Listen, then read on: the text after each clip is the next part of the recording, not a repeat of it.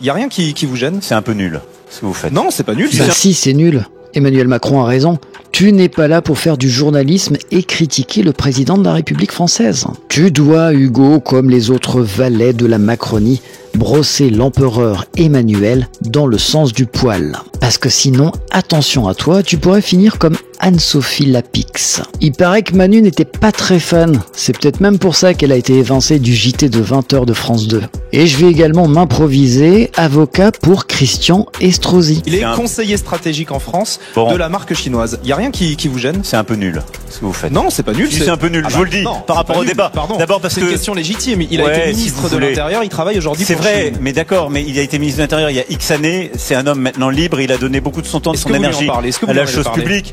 Oui, non, parce qu'il est en même temps président du Grand Port de Marseille, donc il était avec moi pour aider à électrifier et décarboner le Grand Port de Marseille. Sur Chine, vous en avez pas parlé avec lui? J'en ai pas parlé parce que c'est sa vie, c'est pas la mienne, et c'est pas parce qu'il est de Chine que ça changera quelque chose au schmilblick. Ah bah quand même, vous êtes en train de dire qu'il faut lutter contre Chine et contre la fast fashion. Mais je dis que il y a chacun, un de vos anciens fidèles qui travaille pour eux. Non, mais en vrai, si vous voulez mettre des gens en pilori, ce que vous êtes en train de faire en pilori. Bah si vous passez son image à l'écran, on pose la question. Je trouve ça juste nul par rapport au débat. C'est un ancien ministre d'État, il travaille désormais pour un géant de la fast fashion. C'est légitime de poser la question.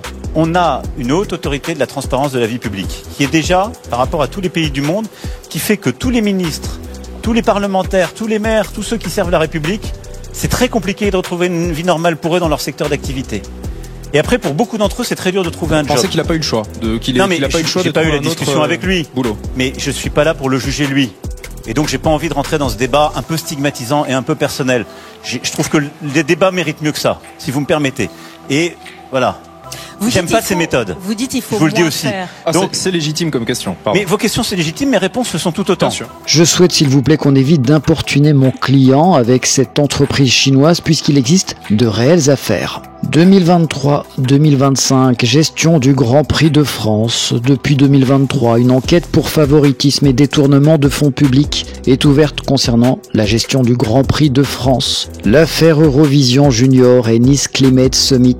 En 2024-2025, une enquête est ouverte pour détournement de fonds publics, prise illégale d'intérêt et faux en écriture publique concernant l'attribution de subventions municipales à des événements animés ou impliquant son épouse Laura Tenuji.